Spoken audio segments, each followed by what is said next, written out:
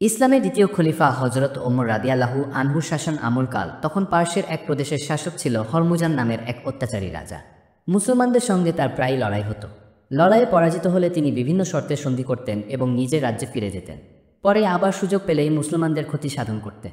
তার এমন অনৈতিক নীতির ফলে খলিফা হজরত ওমর রাদিয়াল্লাহু আদেশ দিলেন হরমুজানকে বন্দী করে তার দরবারে হাজির করতে। ইতোমধ্যে এক যুদ্ধে হরমুজান মুসলমানদের হাতে বন্দী হয়। খলিফার হুকুম মতে তাকে বন্দী অবস্থায় খলিফার দরবারে হাজির করা হয়। তখন খলিফা হজরত ওমর রাদিয়াল্লাহু তাকে লক্ষ্য করে বললেন, আপনি আমাদের সঙ্গে বারবার বিশ্বাসঘাতকতা করছেন। আপনার বিশ্বাসঘাতকতার কারণে আমাদের বারবার যুদ্ধবিগ্রহে জড়িয়ে পড়তে হচ্ছে। ফলে অসংখ্য মুসলিম সৈন্যকে অযথা প্রাণ দিতে হচ্ছে, তাদের অর্থসম্পদ নষ্ট হচ্ছে, অনেকের ঘরবাড়ি আপনি ধ্বংস করেছেন, নিরীহ অনেক লোকের উপর অন্যায়ভাবে অত্যাচার চালিয়েছেন। আপনাকে আর সুযোগ দেওয়া যায় না। আপনার একমাত্র শাস্তি হলো মৃত্যুদণ্ড। মৃত্যুদণ্ড কার্যকর করার পূর্বে আপনার কোনো ইচ্ছা থাকলে বলতে পারে। হরমুজান ছিল খুব সূক্ষ্ম ও কূটবুদ্ধিসম্পন্ন লোক। সুযোগ পেয়ে তিনি এক ফোন দিয়ে আটেন। তিনি বললেন, মহানুভব খলিফাতুল মুসলিমিন, আমার প্রচণ্ড পিপাসা পেয়েছে, দয়া করে আমাকে একটু পানি পান করতে দিই। খলিফার নির্দেশে তাকে পানি পান করতে দেওয়া হলো। সুচতুর হরমুজান পানির পাত্র হাতে নিয়ে তা পান না করে ভীতু ভীতু ভাব নিয়ে ডানে বামে তাকাতে লাগলে। তাকে জিজ্ঞাসা করা হলো, কি হলো, আপনি পানি পান করছেন না কেন?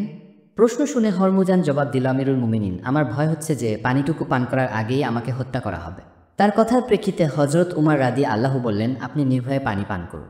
হাতের পানি পান করার পূর্বে আপনাকে হত্যা করা হবে না, এ ব্যাপারে আপনাকে আমি নিশ্চয়তা দিলাম।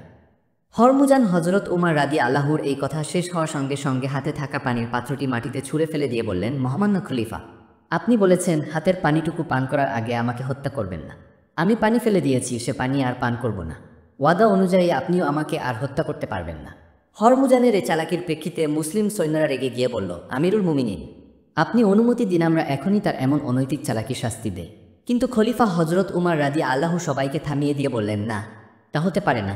মুসলমানের কথার মূল্য অনেক, সুতরাং যে কথা আমি বলে ফেলেছি যে কোনো মূল্যে আমি তা রক্ষা করবই ইনশাআল্লাহ। যেহেতু আমি তাকে বলেছি তার হাতের পানিটুকু পান করার পূর্বে তাকে হত্যা করব না, আর সে যখন পানি পান করেনি, সুতরাং বন্দী হরমুজানকে হত্যা করা চলবে না। এই কথা বলে উমর রাদিয়াল্লাহু হরমুজানকে লক্ষ্য করে বললেন, যান, আপনি মুক্ত, আমার কথার খেলাফ আমি করব না। সুবহানাল্লাহ। কথার কি মূল্য, ওয়াদা পালনের কি অপূর্ব নজির।